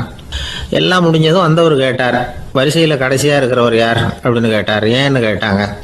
நான் அதுக்கு அடுத்தபடியாக உட்காரணும், அதுக்காக தான் கேட்குறேன் அப்படின்னார். உடனே அங்கே இருந்தவங்கள்லாம் என்ன சொன்னாங்க தெரியுமா, நீங்கள் வந்து வரிசையில் காத்திருக்கக்கூடாது, நீங்கள் அரசாங்கத்தின் தலைவர், உங்களுக்கு நேரம் முக்கியம், அதனால் நீங்கள் முன்னாடி போங்க அப்படின்னு சொன்னாங்க. ஆனால் அதை அவர் கேட்கல. தோழர்களே, உங்களுடைய கருத்துக்கு ரொம்ப நன்றி, எல்லாரும் வரிசையாக தான் வரணும், அதுதான் முறை, வரிசையில் வரணுங்கிற நடைமுறையை நானும் பின்பற்ற விரும்புகிறேன், நாம் எல்லாரும் சமமானவர்கள் அப்படின்னார். இப்படி சொல்லிவிட்டு வரிசையில் கடைசியாக இருந்த ஒரு நாற்காலியில் போய் உட்காந்துக்கிட்டார். தன் சட்டை பையில் இருந்த ஒரு செய்தித்தாளை எடுத்தார், படிக்க ஆரம்பிச்சிட்டார். ஆனால் அங்கே இருந்தவங்களால இதை பார்த்துக்கிட்டு சும்மா இருக்க முடியல. ஒருத்தர் எழுந்திரிச்சு வந்தார். ஐயா, இப்போ என்னுடைய முறை வந்திருக்குது, நான் தான் போக வேண்டிய முறை. உங்களை இங்கே காத்திருக்க வைக்கிறத விட ஒரு 5 ஆண்டுகளுக்கு கூட நான் முடிவெட்டிக்காமே இருந்துட முடியும் அப்படின்னார். அவர் மறுபடியும் சொன்னார், ஐயா, நீங்கள் வரிசை முறையை தாண்டி போக விருப்பப்படல, சரி, ஆனால் என்னுடைய முறையை மாற்றி கொடுக்கறதுக்கு எனக்கு முழு உரிமை இருக்குது. இதுக்கு பதிலாக உங்களுடைய கடைசி இடத்த நான் எடுத்துக்கிறேன், இதை நீங்கள் மறுக்க முடியாதுன்னார். அங்கே இருந்த மற்றவங்களும் இதை ஒரு மனசாக வற்புறுத்த ஆரம்பிச்சிட்டாங்க. அந்த பெரிய மனிதர் பார்த்தார், சரின்னு கடைசியாக ஒத்துக்கிட்டார். அவர் யார் தெரியுமா? அவர் தான் மாவீரர் லெனின். ரஷ்யாவில் கிரெம்ளின் சிகை அலங்கார கூடத்தில் தான் இது நடந்தது. எல்லாரும் இந்நாட்டு மன்னர்கள்னு வாயளவில் பேசுறதுல என்ன பிரயோஜனம்? நாம் எல்லாரும் சமங்கிறத நடைமுறையில் கடைபிடிச்சி காட்டினவங்க கொஞ்சம் பேர் தான். அவங்களில் ஒருத்தர் தான் லெனின். வரிசையில் நின்று வர்றதுங்கிறது ஒரு சிறந்த பண்பு, உயர்ந்த பண்பு. இன்றைக்கி பல இடங்களில் அது நமக்கு தேவைப்படுது. ஒரு ரேஷன் கடைவாசல், கடை திறக்கிறதுக்கு முன்னாடியே எல்லாரும் வரிசையில் நின்றுட்டாங்க. கடைசியாக வந்த ஒருத்தர் கியூவில் முன்னாடி போகிறதுக்கு முயற்சி பண்ணுறார். ஏற்கனவே நின்றுட்டு இருக்கிறவங்க அவரை முன்னாடி போகிறதுக்கு விட மாட்டேங்கிறாங்க. கடைசியாக போய் நில்லையா அப்படின்னு எல்லாரும் கத்துறாங்க. அதான் அவர் காதில் வாங்கலை, முண்டி அடிச்சுக்கிட்டு முன்னாடி போகிறதுக்கே முயற்சி பண்ணிகிட்டு இருக்கிறார். எல்லாரும் சேர்ந்து அவரை வலுக்கட்டாயமாக இழுத்து கொண்டாந்து பின்னாடி கொண்டு போய் நிறுத்திவிட்டு சொன்னாங்க, இதை பாருப்பா, நாங்கள் இருக்கிற வரைக்கும் நீங்கள் முன்னாடி போய் எதையும் வாங்க முடியாது, தெரிஞ்சுக்கோ அப்படின்னாங்க. இப்போ அந்த ஆள் சொன்னாராம், நான் இங்கே பின்னாடி நிற்கிற வரைக்கும் நீங்களும் எதுவும் வாங்க முடியாது அப்படின்னாராம்.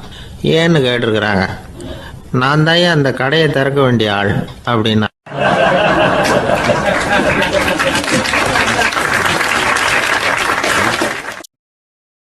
ஒருத்தர் ஒரு தவறு செஞ்சு விடுறாருன்னு வச்சுக்கோங்க. உடனே நீ செஞ்சது தவறு அப்படின்னு சொல்கிறது ஒரு வகை.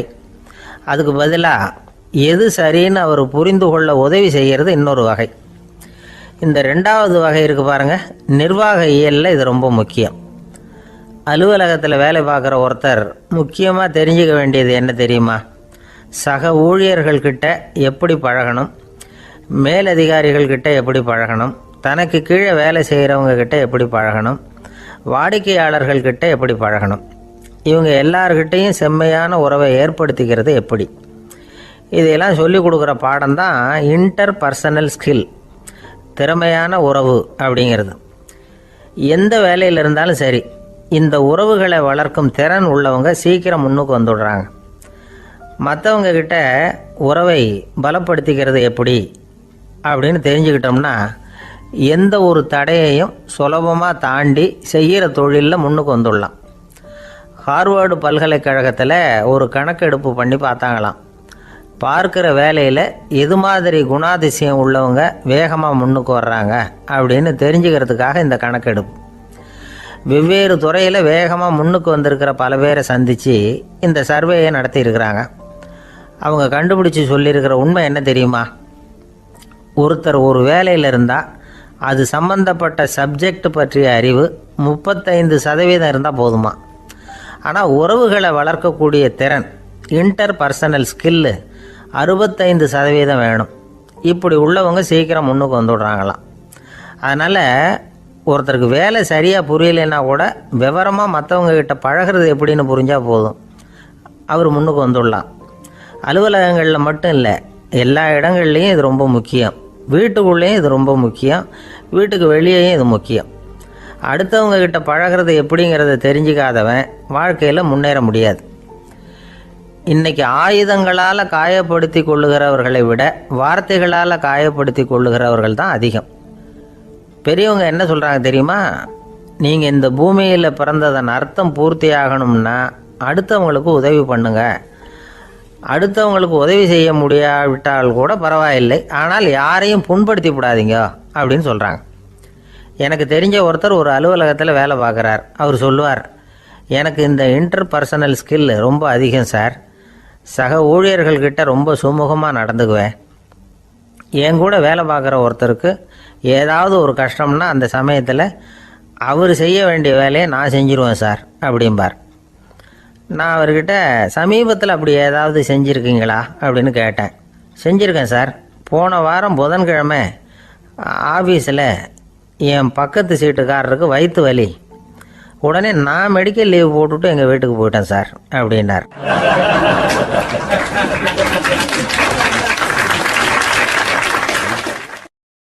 ஒரு நண்பர், அவர்கிட்ட பேசிக்கிட்டு இருந்தேன். மனித உறவுகள் பற்றி அவர் சொல்லிகிட்டு இருந்தார். அமெரிக்காவில் தந்தை மகன் உறவு எப்படி இருக்குது அப்படிங்கிறத விளக்கிறதுக்கு அவர் ஒரு கதையை சொன்னார். ஒரு அப்பா பகல் பூராவும் அலுவலகத்தில் வேலை, ஓடி ஆடி உழைச்சிக்கிட்டு களைச்சி போய் ராத்திரி 10 மணிக்கு மேலே வீடு திரும்பினான். வீட்டு வாசலில் அவரோட மகன் காத்துக்கிட்டு இருக்கிறான். இன்னமும் தூங்கலை. அப்பா வாசல்லையே தடுத்து நிறுத்தி, அப்பா உனக்கு சம்பளம் எவ்வளவு அப்படின்னு கேட்குறான். ஏற்கனவே ஆஃபீஸு பிரச்சனைகளால் அழுத்து போய் திரும்புகிற அப்பாவுக்கு கோவம் வந்துடுது. என்னடா இப்படிலாம் கேளுன்னு உங்கள் அம்மா உனக்கு சொல்லி கொடுத்தாளா அப்படின்னு சொல்லிவிட்டு உள்ளே போய் சட்டையை கட்டி மாட்டி விட்டு குளிச்சு விட்டு மறுபடியும் வெளியில் வந்து உடையை மாற்றுகிற சமயம் அப்போ மறுபடியும் மகன் உள்ளே வந்து நிற்கிறான் அவர் முன்னாடியே. அப்பா உனக்கு எவ்வளவு சம்பளங்கிறான் மறுபடியும். அப்பாவுக்கு எரிச்சல் அதிகமாகிட்டுது. மணிக்கு $20 போதுமா அப்படின்னார். அப்படின்னா எனக்கு ஒரு $10 தர முடியுமான்னா மகன். இதுக்கு தான் என் சம்பளம் எவ்வளவுன்னு கேட்டியா? 2ஆம் வகுப்பு படிக்கிற உனக்கு எதுக்குடா $10 அப்படின்னு கத்திவிட்டு தொலைக்காட்சி பெட்டியின் முன்னாடி போய் உட்காந்துக்கிட்டு ஏதோ நிகழ்ச்சியை பார்க்க ஆரம்பிச்சிட்டார். கொஞ்ச நேரம் கழித்து மறுபடியும் மகன் வந்து நிற்கிறான். அப்பா ப்ளீஸ் எனக்கு ஒரு $10 கொடுக்க முடியுமா? மகனுடைய கண்களில் கண்ணீர். என்னடா அவன் கண்ணீரை காட்டி காரியம் சாதிக்கலாம்னு பார்க்குறியா? ஒரு காசு கூட கொடுக்க மாட்டான் போ அப்படின்னு விரட்டி விட்டான். மகன் கண்ணீரை தொடச்சிக்கிட்டே கண்ணை தொடச்சிக்கிட்டு பேசாமல் போய் படுத்துக்கிட்டானா. கொஞ்ச நேரம் ஆச்சு. அப்பாவோட கோபம் கொஞ்சம் கொஞ்சமாக குறைஞ்சிது. பிள்ளைகிட்ட கோபமாக கத்துனது தப்பு தாங்கிறது புரிஞ்சுது அவனுக்கு. எழுந்திரிச்சு போனான், படுக்கை இறக்கி போனான். மகனை பார்த்தான். அவன் தலையணையை கட்டி பிடிச்சிக்கிட்டு அழுதுகிட்டு இருக்கிறான். அவனை மெல்ல நெருங்கி அவங்ககிட்ட எதமாக பேசுகிறதுக்கு ஆரம்பித்தானான். எதுக்குடா உனக்கு $10 பள்ளிக்கூடத்தில் கேட்டாங்களா அப்படின்னு கேட்டானா. மகன் சொல்லியிருக்கான், இல்லை டாடி, உனக்கு 1 மணி நேரம் சம்பளம் $20ன்னு சொன்னேன். நீ ஏற்கனவே எனக்கு கொடுத்த பாக்கெட் மணி $10 என்கிட்ட இருக்குது. இப்போ நீ இன்னொரு $10 கொடுத்தீங்கன்னா அதையும் சேர்த்து $20 ஆகிடும். அந்த $20 நான் உனக்கு கொடுத்துருவேன். அப்படி கொடுத்தா நீ என் கூட 1 மணி நேரம் செலவழிப்ப இல்லையா? அதுக்காக தான் $10 கேட்டேன் அப்படின்னு சொன்னானான். அந்த அப்பா கண்ணு கலங்கி போச்சான். ஆதரவோடு தன்னுடைய மகனை கட்டி பிடிச்சி அழ ஆரம்பிச்சிட்டாராம். இதுதான் நண்பர் சொன்ன கதை. அமெரிக்கா மட்டும் இல்லை, உலகம் பூராவும் இன்றைக்கி மனித உறவுகள் இப்படி தான் மாறிட்டு இருக்கு. பெரியவர்கள் அறிவுரை என்ன தெரியுமா? உங்கள் குழந்தைகளிடமிருந்து குழந்தை பருவத்தை பிரித்து விடாதீர்கள் அப்படிங்கிறது தான். அதாவது இன்றைய குழந்தைகள் தங்கள் பிருந்தாவனத்தை இழந்து விடுகிறார்கள் அப்படிங்கிறது அவங்களுடைய கருத்து. இந்த நிலைக்கு நாம் காரணமாக இருந்துடக்கூடாது. குழந்தைகளோட விளையாடுவோம், குடும்பத்தோடு உறவாடுவோம் அப்படிங்கிறது தான் நம்முடைய நோக்கமாக இருக்கணும். இன்றைய உறவு முறைக்கு இன்னொரு உதாரணம் சொல்லுவாங்க. ஒருத்தர் வந்தாராம், அவர் பக்கத்தில் ஒரு சின்ன பையன். நாம் அவரை விசாரிக்கிறோம், யார் இந்த பையன் அப்படின்னா அவர் சொல்கிறார், இவன் எனக்கு தூரத்து உறவு அப்படின்னாராம்.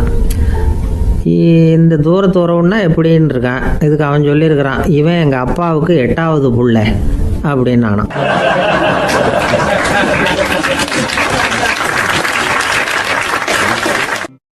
கணவன் மனைவி அன்பாக இருக்கணும், ஒருத்தர் நல்லா புரிஞ்சுக்கணும், விட்டு கொடுக்குற மனப்பான்மை வேணும். அதுதான் ஒரு நல்ல குடும்பம். இன்றைக்கி பல குடும்பங்களில் அர்த்தமில்லாத சண்டைகள் தான் அதிகம். கிராமப்புறங்களில் வேடிக்கையாக ஒரு கதை சொல்லுவாங்க. ஒரு ஊரில் ஒரு ஆள் இருந்தான். வேலை வெட்டி இல்லாமல் சும்மாவே இருந்தான். அவனுக்கு கல்யாணம் பண்ணி வச்சாங்களாம். மனைவி வந்து சேர்ந்தா. சும்மாவே உட்காந்துருக்கிறியே, ஏதாவது சம்பாதிக்கிற வழியை பாரு அப்படின்ட்டு இருக்கா. அதுக்கு தான் யோசனை பண்ணிகிட்டு இருக்கிறேன், ஒரு அருமையான ஐடியா அப்படின்னு நானா. என்ன அது சொல்லு அப்படின்ட்டுருக்கா. அவன் ஒரு ஆட்டுக்குட்டி வாங்க போகிறேன்னு இருக்கான். அதை வாங்கி என்ன பண்ண போகிறேன்னா, அந்த குட்டி வளரும், பெருசாகும், அதுக்கப்புறம் அது நிறைய குட்டி போடும் அப்படின்ட்டுருக்கான். சரி, அப்புறம் என்ன, அதையெல்லாம் சந்தையில் கொண்டுட்டு போய் விற்றுவிட்டு அந்த காசுக்கு ஒரு எருவு மாடு வாங்கலாம். சரி, அது எதுக்கு? எருவு மாடு நிறைய பால் கொடுக்கும், அதை கொண்டுகிட்டு போய் பால் பண்ணையில் கொடுப்பேன், அல்லது நானே விற்றுருவேன், கை நிறைய காசு கிடைக்கும். அதுக்கப்புறம் ஒரு பசுமாடு வாங்குவேன், பாலையும் விற்கலாம், நாமளும் காய் போட்டு சாப்பிட்லாம், இப்படிலாம் சொல்லியிருக்கான். அப்போ அந்த பொண்ணு சொல்லிச்சான், அடுத்த தெருவில் இருக்கிற எங்கள் அம்மா வீட்டுக்கும் கொஞ்சம் பால் கொடுத்து அனுப்பலாம் அப்படின்ட்டுருக்கா அந்த பொண்ணு. இந்த இடத்துல கணவனுக்கு கோவம் வந்துட்டுது. அது எப்படி உங்கள் அம்மா வீட்டுக்கு எதுக்கு கொடுக்கணும், அதெல்லாம் முடியாதுன்றிருக்கான். இந்த இடத்துல சண்டை ஆரம்பமாயிட்டுது. கொஞ்ச நேரத்தில் 2 பேரும் சத்தம் போட ஆரம்பிச்சிட்டாங்க. கடுமையான சண்டை நடக்கிறத பக்கத்து வீட்டுக்காரன் காதில் வாங்கினான். அவன் ஓடியாந்தான். அவனுக்கு தெரியும் வாங்காத மாட்டுக்காக இப்படி சண்டை போட்டுக்கிட்டு இருக்கிறாங்கங்கிறது அவனுக்கு புரியும். அவன் ஓடி வந்து சொன்னான், ஏண்டா உன்னோட பசுமாட்டை ஒழுங்காக கட்டி போடக்கூடாதான்னு இருக்கான். என்னடா சொல்கிறேன்னா இவன், உன் மாடு என் தோட்டத்தில் வந்து மேய்ஞ்சுட்டுது, பயிரெலாம் நாசமாயிட்டுது, 10,000 ரூபா அளவுக்கு சேதம், அதை வாங்கிட்டு போகிறதுக்கு தான் வந்தேன், குடுறா 10,000 நானா. இவன் அரண்டு போயிட்டான். அப்புறம் சொன்னான், டே நான் இன்னும் மாடே வாங்கலையே, அதுக்குள்ளே அது வந்து எப்படிடா உன் தோட்டத்தில் மேயும், என்னடா உளறேன்னு இருக்கான். நீ தாண்டா இப்போ உளறிக்கிட்டு இருக்க, மாடே வாங்கலை, அதுக்குள்ளே எப்படிடா வந்து உன்னுடைய மனைவி அவங்க அம்மா வீட்டுக்கு பால் கொடுத்து அனுப்ப முடியும் அப்படின்னு அவன் கேட்டானா. நம்ம ஆளுக்கு இப்போ தான் புத்தி வந்துதான். அர்த்தமே இல்லாத சண்டை போட்டுக்கிட்டு இருக்கிறோம் அப்படிங்கிறத அவன் புரிஞ்சுக்கிட்டானான். இது நம்ம முன்னோர்கள் சொல்லியிருக்கிற ஒரு கதை. சண்டையில தான் அர்த்தம் இல்லையே தவிர கதையில் அர்த்தம் உண்டு. அதாவது இல்லாத விஷயங்களுக்காக சண்டை போட்டுக்கிட்டு இல்லறத்தை வீணாக்கிக்கிட்டு இருக்கிற மனிதர்கள் இன்றைக்கு நிறைய பேர் இருக்கிறாங்க. ஒருத்தன் தன்னுடைய மனைவியை பற்றி மாமனார்கிட்ட புகார் சொன்னானா, மாமா உங்கள் பொண்ணு அர்த்தமில்லாத சண்டை போடுறா, எதுக்கு எடுத்தாலும் எடுத்து எறிஞ்சு பேசுகிறா அப்படின்னு இருக்கான். நீ எப்படி மாப்பிள்ளை அதை சமாளிக்கிற அப்படின்னு கேட்டிருக்காரு அவரு. அவள் எடுத்து எறியறது என் மேலே படாமல் ஒதுங்கி நின்றுக்கிறேன் அப்படின்னு நானா இவன்.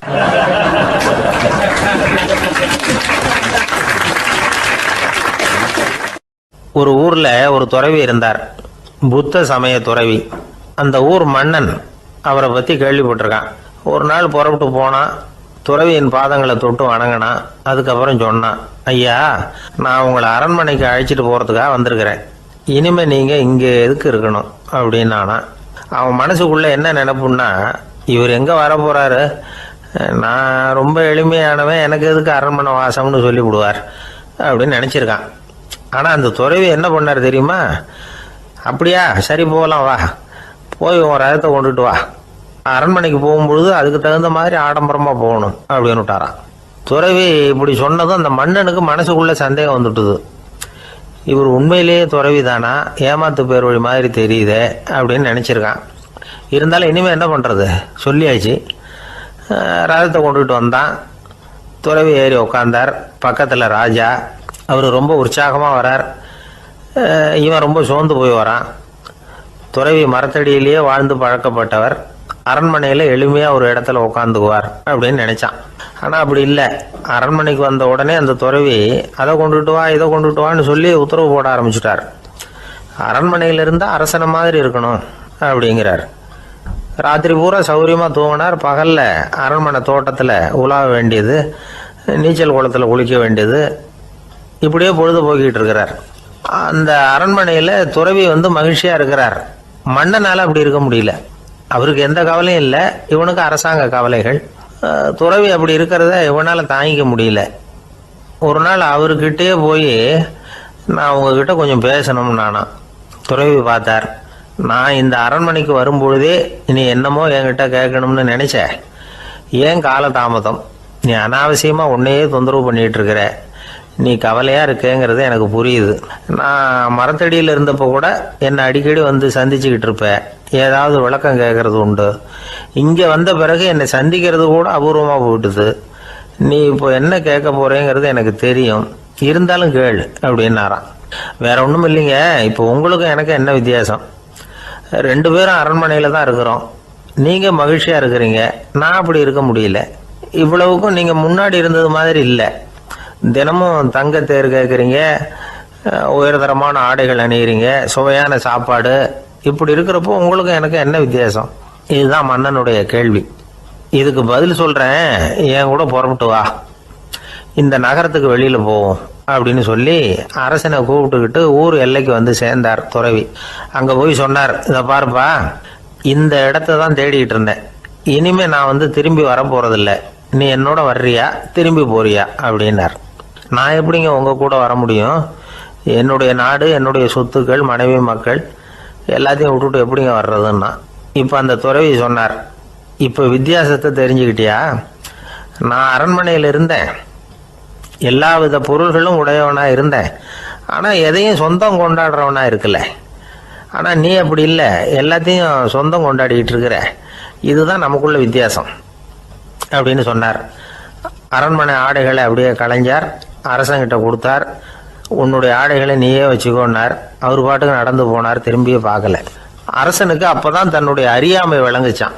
இதுல இருந்து நாம புரிஞ்சுக்க வேண்டியது என்னன்னா, இந்த உலகத்துல எத்தனையோ பொருள்கள், அதையெல்லாம் முறையா பயன்படுத்தினா மகிழ்ச்சி. அதை விட்டுட்டு அதுக்கெல்லாம் சொந்தம் கொண்டாட ஆரம்பிச்சா கவலை. நம்ம ஆட்கள் சொந்தம் கொண்டாடுற விதமே தனி. ஒரு ஆளு இன்னொருத்தங்கிட்ட ஒரு கொடை கடன் வாங்கியிருந்தான், திருப்பி கொடுக்கல. கொடையை கொடுத்தவன் கேட்டான், என்கிட்ட கடன் வாங்கினிய கொடை, அதை கொஞ்சம் திருப்பி தர்றியான்னா. அது உனக்கு இப்போ அவசரமா தேவைப்படுதா அப்படின்னு கேட்டான் இவன். எனக்கு தேவைப்படல, அந்த கொடையை நான் யாருக்கிட்ட வாங்கியிருந்தேனோ அவனுக்கு இப்போ அது அவசரமா தேவைப்படுது அப்படின்னு நானும் அந்த ஆள்.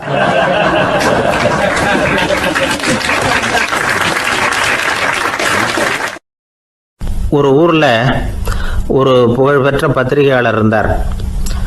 அவர் ஒரு நாள் திடீர்னு இறந்து போயிட்டார். அதுக்கப்புறம் நேராக சொர்க்கத்துக்கு போனார்.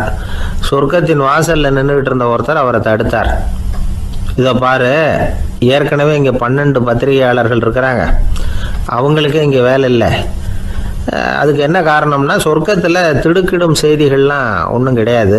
அப்படி என்ன இருக்க போகுது இங்கே எல்லாம் அது ஒழுங்காக நடந்துகிட்டு இருக்கோம்.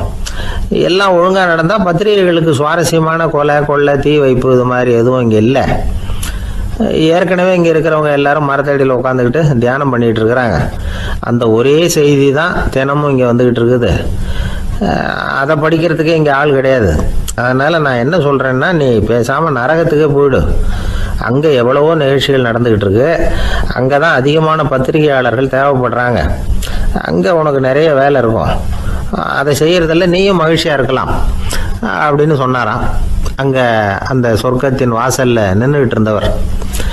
இந்த பத்திரிகையாளர் அங்கேயே நின்று கொஞ்சம் யோசனை பண்ணார். இவருக்கு சொர்க்கத்திலே இருக்கணும்னு தான் ஆசை. அதனால மெதுவாக அவர்கிட்ட பேசினாராம். ஐயா, என்னை ஒரு 24 மணி நேரம் இங்கே உள்ளே இருக்கிறதுக்கு அனுமதி கொடுங்க. இங்கே இருக்கிற பல பத்திரிகையாளர்களை எனக்கு தெரியும்.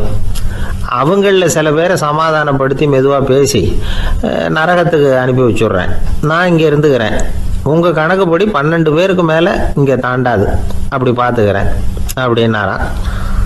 அவரும் யோசனை பண்ணி பார்த்துட்டு, சரி அப்படியே உனக்கு அனுமதி கொடுக்குறேன், ஆனால் ஒரு விஷயம், 24 மணி நேரம் தான் அனுமதி, அதுக்குள்ளே எல்லாம் நடக்கணும் அப்படின்ட்டுருக்கார். சரின்னு சொல்லிவிட்டு இந்த பத்திரிகையாளர் உள்ளே போனார். யோசனை பண்ணார். திட்டம் போட்டு ஒரு பொருளையை கிளப்பி விட்டார். சக பத்திரிகையாளர்கள் எல்லாம் கூப்பிட்டு சொன்னாராம், இந்த பாருங்க, நரகத்தில் ஒரு பெரிய தினசரி பேப்பரை கொண்டுகிட்டு வர்றதுக்காக திட்டம் போட்டுக்கிட்டு இருக்காங்க. அதுக்கு பல அதிகாரிகள் தேவைப்படுறாங்க. நிறைய சம்பளம் கிடைக்கும். யார் யாரெல்லாம் நரகத்துக்கு போக ஆசைப்படுறாங்களோ அவங்கெல்லாம் போகலாம் அப்படின்னு ஒரு பொருளையை கிளப்பி விட்டார். 24 மணி நேரம் கழித்து வாசல் பக்கம் போனார். அங்கே இருந்தவர்கிட்ட எத்தனை பேர் வெளியேறினாங்கன்னு விசாரிச்சாராம். அப்போ அவர் இவரை, நீ வெளியே போகக்கூடாது, முதல்ல உள்ளே தான் இருக்கணும் அப்படின்னு தடுத்தாராம். அப்புறம் சொன்னாராம், நீ சொன்ன செய்தியை கேட்டதும் இங்கே இருந்த எல்லா பத்திரிகையாளர்களுமே நரகத்துக்கு போயிட்டாங்கப்பா, உள்ளே யாருமே இல்லை, அதனால் நீ உள்ளே இருக்கலாம் அப்படின்னாராம். இதை கேட்டதும் இந்த பத்திரிகையாளரே குழம்பி போயிட்டார். ஒருவேளை உண்மையிலேயே நரகத்தில் புதுசாக பத்திரிகை ஏதாவது ஆரம்பிக்க போகிறாங்களோ அப்படின்னு அவரே நினைக்க ஆரம்பிச்சிட்டாராம். அப்புறம் சொன்னாராம், ஐயா என்னை விட்டுருங்க, நான் நரகத்துக்கே போயிடுறேன், அங்கே ஏதோ விசேஷம் இருக்கணும் அப்படின்னாராம். இல்லைன்னா இத்தனை பேரும் ஒட்டு மொத்தமாக அங்கே போகிறதுக்கு சான்ஸே இல்லை, என்னை தடுக்காதீங்கன்னு கெஞ்ச ஆரம்பிச்சுட்டாராம். மற்றவங்க நம்பணுங்கிறதுக்காக ஒரு பொருளையை கிளப்பி விட்டார். கடைசியில் தானே அந்த பொருளைக்கு ஆளாயிட்டார். அதாவது பிறரை ஏமாற்றிய அவரது மனம் கடைசியில் அவரையே ஏமாற்ற ஆரம்பிச்சுட்டு பாருங்க. நீங்கள் இப்படி அடுத்தவங்களை ஏமாத்துறதுக்கு உங்கள் மனசை பழக்கப்படுத்துறீங்க, ஆனால் கடைசியில் அதனால் நீங்களே ஏமாற்றப்படுகிறீர்கள் அப்படிங்கிறது பெரியவர்களுடைய புத்திமதி. அதனால் உங்கள் மனசுக்கிட்ட ரொம்ப எச்சரிக்கையாக இருங்கோ அப்படிங்கிறாங்க. நம்ம ஆளுங்க அங்கே போய் என்ன சொல்லுவாங்கன்னா, இந்த பாரு அங்கே போகாத இங்கே போகாதேன்னு பயமுறுத்துறது உண்டு. சில பேர் அங்கே பேய் இருக்குது, பிசாசு இருக்குது அப்படின்னு பொருளையை கிளப்பி விடுறது உண்டு. இருட்டு நேரம் காட்டு வழியாக ஒருத்தன் போய்கிட்டு இருக்கிறான். அங்கே பேய் பிசாசு நடமாட்டம் இருக்கிறதாக வதந்தி. இவன் பயந்துக்கிட்டே வேகமாக போகிறான். காடு முடிஞ்சு மெயின் ரோட்டுக்கு வந்து சேர்ந்தான். அப்பாடா, ஒரு பஸ்ஸு நின்றுட்டு இருக்கு தனியாக. இருட்டில் லேசாக தெரிஞ்சுது. ஓடி போய் ஏறி உள்ளே உட்காந்துக்கிட்டான். பயந்துக்கிட்டே போனவன் அப்புறம் தான் தெரியுது உள்ள யாருமே இல்லை, டிரைவரும் இல்லை, கண்டக்டரும் இல்லை, வேற யாரும் இல்லை. இவனுக்கு பேய் பயம் அதிகமாக ஊட்டுது. ஏன்னா நடு ராத்திரி. இந்த நேரம் பார்த்து அந்த பஸ்ஸு தானே நகர ஆரம்பிச்சுதான். இவனுக்கு இன்னும் பயம் அதிகமாக போட்டுது. ஏன்னா டிரைவர் சீட்டு காலியாக இருக்குது, பஸ்ஸு நகருது. இவன் உடம்பு பூரா நடுங்க ஆரம்பிச்சுட்டுது. வீல்னு கத்தலாமான்னு பார்த்தான். அந்த நேரம் பார்த்து அவன் தோளில் ஒரு கை விழுந்துதான். திடுக்கிட்டு திரும்பி பார்த்துருக்குறான். அங்கே டிரைவர் நிற்கிறார். அவர் சொன்னாராம், ஏன்பா ஏற்கனவே